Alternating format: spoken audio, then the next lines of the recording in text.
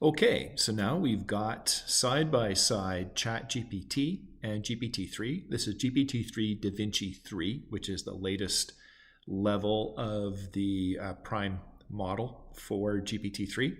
And we're going to do a bit of a head-to-head comparison to see how it is able to answer a series of questions. How they're both able to answer a series of questions. Side by side, so let's see how it goes. So first we're going to ask ChatGPT on the left, who is the current Prime Minister of Australia.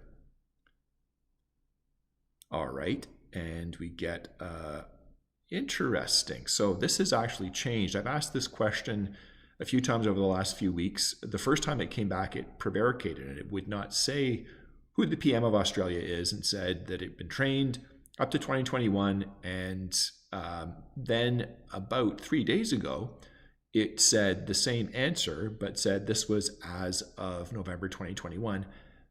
And now the answer is different again. So this is really interesting. I wonder if a lot of people are asking who the Prime Minister of Australia is. And okay, so we get the same answer, but without the additional information on the GPT-3 side.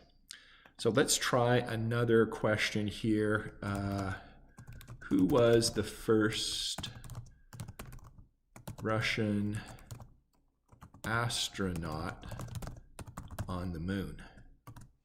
Well, it would have been a cosmonaut, but let's just see how it answers.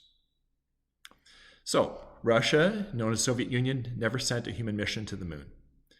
And then it talks about the space race and has a bit of a blurb about the US actually landing people on the moon. Let's ask GPT-3 the same question. Who was the first Russian astronaut on the moon? This is the theme of, so it hallucinates. So Alexei Leonov, I do not know enough about the Soviet space program to recognize that name, but it wouldn't surprise me if that individual was involved in the Soviet space program. But definitely not the right answer, very confident, very wrong, which is kind of typical of GPT-3. So back to ChatGPT. Let's ask another question. What is the rate of inflation in the US? Hot topic these days.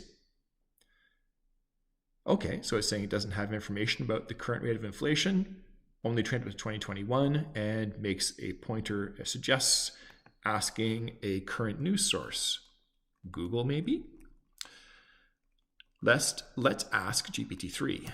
What is the rate of inflation in the US? 1.4%. I bet that was the rate of inflation in the US in the end of 2019, which is the time at which GPT-3 was trained. So let's try a few more.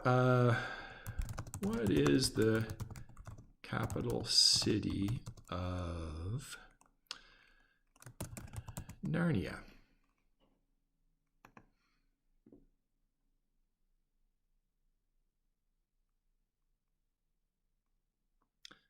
Okay, so mention some towns, has some stuff about Narnia, majestic towers. All right, let's try GPT-3. What is the capital city of Narnia? Okay, essentially the same answer, so no hallucination there, but a little bit less background. One of the things I've really noticed with ChatGPT is it goes on for a little bit. It provides a fair bit of information by default, whereas GPT-3 is a bit more terse. So interesting. So let's try another counterfactual. Who is the King of France? Let's see what ChatGPT comes back with. So France is indeed a republic. Liberté, égalité, fraternité. And it says who the last monarch was, Louis XVI. Let's see what GPT-3 says. Who is the King of France?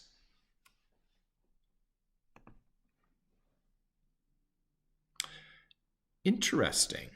So I tried this same question with an earlier version of DaVinci on GPT-3, and it came back with a kind of garbled response. So let's try something a little bit different here. Who was the King of France in 1940? So at the very end of the Third Republic. You get a similar response back, factual. Okay, mentions de Gaulle. All right, so nothing really factually wrong with that. That's a pretty fair answer. Let's see what GPT-3 says. Who was the King of France in 1940?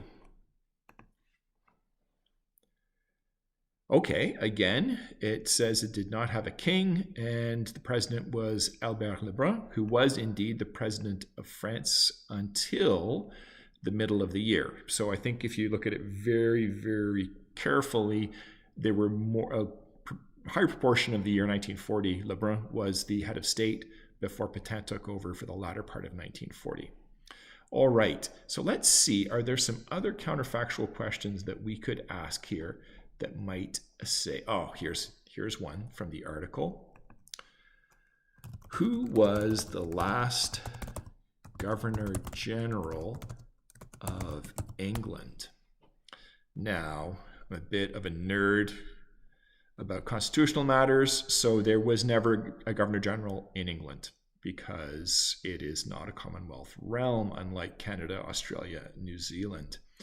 So this is an accurate response. The one thing that is not quite right is saying the monarch of the United Kingdom is Elizabeth II, and of course Her Majesty is no longer the reigning monarch as of today. It's Charles III, but as of the time when ChatGPT was trained, up to the end of 2021, it was Elizabeth II. So let's ask the same question of GPT-3. Who was the last Governor General of England? Lord Dufferin. Okay, here's an example of straightforward hallucination. Again, I do not have enough detailed knowledge of 19th century United Kingdom to recall what role Lord Dufferin played in the 1880s, but I wouldn't be surprised if he was Chancellor of the Exchequer or governor of maybe the Bank of England around that time. He definitely was not the Governor General of England because that role never existed. Okay, so you've seen some examples of a contrast between ChatGPT and GPT-3. This is using GPT-3's latest level of DaVinci, the model level in the background. You can see that ChatGPT is more accurate with these counterfactuals, comes back with better answers, not perfect answers. So there's the example of describing Elizabeth II as the monarch of the UK. And you can see for GPT-3, even though with DaVinci 3, the results are better than they are with the default DaVinci 1, there are still a fair number of inaccuracies, hallucinations, and the responses are quite a bit more terse. So I hope you enjoyed that example. If you have any questions, please leave a comment, and thanks for watching.